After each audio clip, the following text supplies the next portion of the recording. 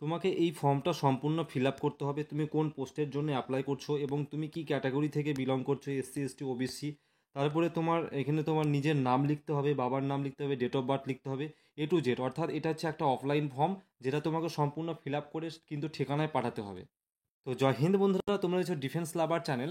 তো দেখো, আজকে আলোচনা করব একটি আর্মির একটা অন্যতম ভ্যাকান্সি নিয়ে, যেটা সম্বন্ধে প্রায় ম্যাক্সিমাম কোনো ছেলেপেলেরা জানোই না আমি বলতে পারি। এটা এমনই একটা পোস্টের ভ্যাকান্সি, এগুলো অফলাইন ফর্ম ফিল আপ হয় তো, তাই এগুলোর সচরাচর খবর কারো কাছে পৌঁছায় না, যে ঠিক আছে। সুতরাং আমি তোমাদেরকে আজকে যে ভ্যাকান্সিটা বলছি, আর্মির একটা গুরুত্বপূর্ণ একটা ভ্যাকান্সি, যেটা হচ্ছে COD। এর ফুল ফর্মটা হচ্ছে সেন্ট্রাল অর্ডান্স ডিপট। বন্ধুরা, প্রথমে আমি তোমাদেরকে ডিপট সম্বন্ধে বুঝিয়ে দিই।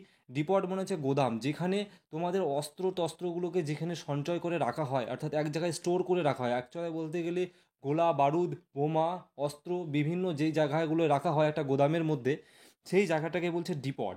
তো এই ডিপট পটে প্রচুর পরিমাণে কিন্তু প্রত্যেক বছর আমাদের প্রচুর সেন্টার রয়েছে। প্রথমে তো পুরো জিনিসটা তোমাকে আমি না বোঝালে তুমি এই ফর্মটা অ্যাপ্লাই করতে হবে না, কারণ এটা একটা অফলাইন ফর্ম তো। সুতরাং আমার কথাগুলো একটু মন দিয়ে শুনতে থাকো। আমাদের ভারতবর্ষে প্রচুর ডিপট রয়েছে, অর্থাৎ প্রচুর স্টোর রয়েছে। মুম্বাই রয়েছে, তারপরে তোমার পুনে রয়েছে, তারপরে তোমার আগ্রা রয়েছে, কানপুর রয়েছে, দিল্লি কান্ট রয়েছে, প্রচুর রয়েছে। তো প্রত্যেক এই বছর 2025-এ পুরো ধামাকা লাগাতার 1 মাস 2 মাস পর পর এই ডিপটগুলোতে অফলাইন ফর্ম ফিল আপ তুমি করতে পারবে। তো কিভাবে করবে, কি করবে, কি পোস্ট থাকে, কি যোগ্যতা লাগে, A to Z ডিটেলস আলোচনা করবো। চ্যানেলের মধ্যে জুড়ে থাকো, আর এরকমই দুর্দান্ত আপডেট পাওয়ার জন্য চ্যানেলটাকে সাবস্ক্রাইব করে রেখো। দেখি, প্রথমে বলি যে এই যে তোমরা COD পোস্টের জন্য অ্যাপ্লাই করবে, তোমরা অনেক নাম শুনেছো আর্মির, কিন্তু এটা কিন্তু শোনোনি, তাই না? এটার কি, তো এগুলো বিভিন্ন রকম পোস্ট থাকে, কিন্তু এখানে কি পোস্টগুলো থাকে একটু বলি। মেটেরিয়াল অ্যাসিস্ট্যান্ট পোস্ট থাকে। তো এখানে তোমার গ্র্যাজুয়েশন লাগে, ঠিক আছে, এখানে কিন্তু গ্র্যাজুয়েশন লাগে, কিংবা ডিপ্লোমা ইঞ্জিনিয়ারিংয়ে, ঠিক আছে। রিটেন টেস্ট এবং ইন্টারভিউ এর মাধ্যমে এটার কিন্তু এই এই যে দেখতে পাচ্ছ মেটেরিয়াল অ্যাসিস্ট্যান্ট, এখানে প্রচুর পোস্ট রয়েছে। সাফাইওয়ালা, তারপরে তোমার চুল কাটা, তারপরে ঘর ঝাড় দেওয়া, তারপরে মানে তোমরা জাস্ট ভিডিওটা প্রথম থেকে শেষ পর্যন্ত দেখতে থাকো, পুরো সন্দেহ পুরো তোমার সব ক্লিয়ার হয়ে যাবে, ওকে। তো দেখো, তারপরে টেটসম্যান পদ রয়েছে, টেটসম্যান মেট। এখানে কিন্তু তোমার শুধুমাত্র মাধ্যমিক কোয়ালিফিকেশান থাকলেই কিন্তু হবে। প্রথমে তোমার ফিজিক্যাল হবে, তারপরে তোমার লিখিত পরীক্ষা হবে, তারপরে তোমার ইন্টারভিউ হবে, ওকে। এটা কিন্তু টেটসম্যানের ক্ষেত্রে, ওকে। এবং যারা ফায়ারম্যানের জন্য, যারা কী কী জিনিস থাকছে ফায়ারম্যানের জন্য দেখে নাও। ফায়ারম্যানের জন্য সিম্পল, ফায়ারম্যানের জন্য কিন্তু তোমাদের উচ্চ মাধ্যমিক পাস লাগবে, তোমার ফিজিক্যাল হবে, রিটেন হবে, ইন্টারভিউ হবে। এই যে ফায়ারম্যান এবং মজদুর, কুক, এগুলোর জন্য না কিন্তু এক্সট্রা কিছু কারিকুলাম লাগবে। আমি তোমাকে একটা ছোট্ট ভিডিও দেখাচ্ছি, যে তোমাকে 50 মানে 63.5 কেজি বস্তা কিন্তু তোমাকে নিয়ে কিন্তু দৌড়ে যেতে হবে, ঠিক আছে। এই কিছু ক্রাইটেরিয়াগুলো রয়েছে। হুম। আর তোমরা এই যদি পুরো ডিটেলস কিছু জানতে চাও, আমার টেলিগ্রামে যুক্ত হয়ে যাও, আমি সেখানে পিডিএফটা আমি দিয়ে দিচ্ছি, পিন করে দিচ্ছি, তোমরা সেখান থেকে আরও ডিটেলস কিছু পড়ে নিতে পারবে। তারপরে রয়েছে কুক। কুকের জন্য কিন্তু, অর্থাৎ যারা রান্না বান্না করে, তাদের মাধ্যমিক পাস লাগবে এবং কুকিং সার্টিফিকেট লাগবে। তো কুকিং সার্টিফিকেট যে কোনো জায়গা থেকে বের করে নিতে পারবে, যে কোনো হোটেল থেকে 200-400 টাকা দিয়ে, এবং তোমার মোটামুটি রান্নার জ্ঞান থাকলে কিন্তু তুমি এই কুকিংয়ের জন্য অ্যাপ্লাই করতে পারো, ঠিক আছে। এখানে প্র্যাকটিক্যাল টেস্ট হবে, ঠিক আছে। এখানে কী কী হবে, এখানে প্রথমে হবে তোমার প্র্যাকটিক্যাল টেস্ট, তারপরে হবে তোমার রিটেন টেস্ট, তারপরে ইন্টারভিউ হবে, ওকে। তাছাড়াও আরও পোস্ট রয়েছে, যেমন টেলার। টেলারে মানে জানো, যারা দর্জি হয়, যারা সেলাই করা হয়, তোমার সেলাই করার টেস্ট নিবে প্রথমে, তারপরে তোমার রিটেন টেস্ট হবে, তারপরে একটা ইন্টারভিউ হবে, ওকে। তারপরে যেমন রয়েছে তোমার NTS, MTS পদের জন্য রয়েছে, যেখানে কিন্তু রিটেন টেস্ট আর ইন্টারভিউ হবে, ঠিক আছে। MTS এর জন্য আলাদা কিছু কিন্তু হবে না। তারপরে তোমার ওয়াশারম্যান, যারা মোছামুছির কাজ করে, তোমাদের কিন্তু প্রথমে প্র্যাকটিক্যাল টেস্ট। এবার তোমরা বলবে MTS টেস্টে আবার কীরকম প্র্যাকটিক্যাল, মানে ওয়াশারম্যানে কীরকম প্র্যাকটিক্যাল হবে, ওই ঝাড়ফাড় দেওয়ার জন্য কিছু জিনিস যেগুলো আর কি, ঠিক আছে। তারপর রিটেন টেস্ট হবে, তারপরে ইন্টারভিউ হবে, ওকে। তারপর হচ্ছে সাফাইওয়ালা। সাফাইওয়ালার জন্য কিন্তু রিটেন টেস্ট, প্র্যাকটিক্যাল এবং ইন্টারভিউ এই জিনিসগুলো হবে, ওকে।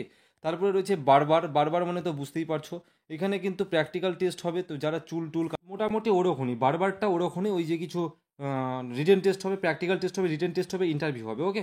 এই যে ফিজিক্যালে যেটা আমি তোমাদেরকে বলছিলাম, যে ফিজিক্যাল যে তোমাদের জিনিসটা হয়, এখানে সব থেকে বেশি এই CODতে তোমার ফিজিক্যালটাকে দেখা হয়ে থাকে, এক্সামের থেকেও বেশি ফিজিক্যালটাকে ভ্যালিডিটি দিয়ে থাকে। কারণ ফিজিক্যালে প্রচুর নাম্বার রয়েছে, প্রচুর নাম্বার। আমি তোমাকে সব স্টেপ বাই স্টেপ বুঝিয়ে দিচ্ছি। তোমার দেখো, 1600 মিটার দৌড়াতে হবে 6 মিনিটের মধ্যে। তারপরে তোমাকে 63.5 কেজি কিন্তু ডিস্ট্যান্স, 183 মিটার ডিস্ট্যান্স কিন্তু তোমাকে 96 সেকেন্ডের মধ্যে 63.5 কেজি কিন্তু ভারী জিনিস নিয়ে তোমাকে কিন্তু মানে এক স্থান থেকে আরেক স্থানে যেতে হবে। সেটা কিন্তু ফায়ারম্যানের জন্য, মজদুরের জন্য, সব কিছুর জন্য না, কুকের জন্য কিন্তু না, তারপরে তোমার যে মেটেরিয়ালের জন্য কিন্তু না। ওকে, এই জিনিসগুলো রয়েছে, ঠিক আছে। এই যে আমি ফিজিক্যালটা বললাম, এটা কিন্তু কিসের জন্য, এটা ফায়ারম্যানের জন্য, ঠিক আছে। ফায়ারম্যানের জন্য এই ক্রাইটেরিয়া রয়েছে। এবার যে ধরে নাও অ্যাপ্লাই করবে মাজদুরে, মাজদুরে যে অ্যাপ্লাই করবে তাকে কিন্তু সেই এখানে কিন্তু 1600 মিটার না, মাজদুরে যে অ্যাপ্লাই করবে তাকে কিন্তু ওই 1500 মিটার মতন 6 মিনিটের মধ্যে মারতে হবে। আর 50 কেজি ডিস্টেন্স, আর 200 মিটার কিন্তু 100 সেকেন্ডের মধ্যে কিন্তু 50 কেজি বস্তা ঘাড়ে করে নিয়ে দৌড়াতে হবে। রিয়েল অ্যাসিস্ট্যান্টে যারা অ্যাপ্লাই করবে তাদের কিন্তু পরীক্ষা হবে general knowledge, numerical aptitude, English, general awareness. এখানে তোমার মার্কসগুলো দেখতে পাচ্ছ, আমি বেশি ডিটেলস আলোচনা করছি না। যারা মজদুরে কিন্তু অ্যাপ্লাই করবে, এই দেখো মজদুরে যারা অ্যাপ্লাই করবে না, ট্রেডসম্যান মজদুর, মজদুরের কাজ মানে তো বুঝতেই পারছো রে ভাই। এখানে যারা 4 মিনিট 20 সেকেন্ডের নিচে মারবে তাদের 20 নম্বর দেওয়া হবে। আমি তোমাদেরকে বললাম না যে পরীক্ষার থেকে ফিজিক্যালে এখানে বেশি গুরুত্বটা দেওয়া হয়। তোমাকে 20 নম্বর দেওয়া হয়ে যাবে, ঠিক আছে, সর্বোচ্চ মার্কস।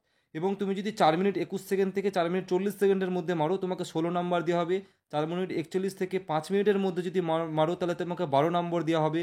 5 মিনিট 1 সেকেন্ড থেকে 5 মিনিট 20 সেকেন্ডের মধ্যে তুমি যদি দৌড়াতে পারো, 8 নম্বর দেওয়া হবে। 5 মিনিট 21 সেকেন্ড থেকে 5 মিনিট 40 সেকেন্ডের মধ্যে দৌড়াতে পারলে তোমাকে 4 নম্বর দেওয়া হবে। 5 মিনিট 41 সেকেন্ড থেকে 6 মিনিটের মধ্যে যদি তুমি দৌড়াতে পারো, কিন্তু তোমাকে 2 নম্বর দেওয়া হবে। এবং 6 মিনিটের বেশি যদি তুমি লাগাও, বেশি সময় লাগে, তাহলে তোমাকে ফেল করে দেওয়া হবে। আমি তোমাকে বললাম যে এখানে কিন্তু নাম্বার সিস্টেমটা কিন্তু রয়েছে। সুতরাং এখানে দৌড়ানোর জন্য। এবং তুমি যদি 50 কেজির যদি ওটা যদি তুমি বহন করে নিয়ে যেতে পারো, যে তুমি যে ইটা বস্তাটা যার মধ্যে কিছু ভরা থাকবে, একটা ওয়েট, কিছু হেভি গেন, তো সেটার জন্য কিন্তু তোমাকে 20 নম্বর দেওয়া হবে। সুতরাং এখানে নাম্বার সিস্টেমটা কিন্তু রয়েছে, নাম্বারটা খুব ভ্যালিডিটি। তো এবার আমি তোমাদেরকে বলে দিই যে ফর্ম ফিল আপ নিয়ে কিছু কথা।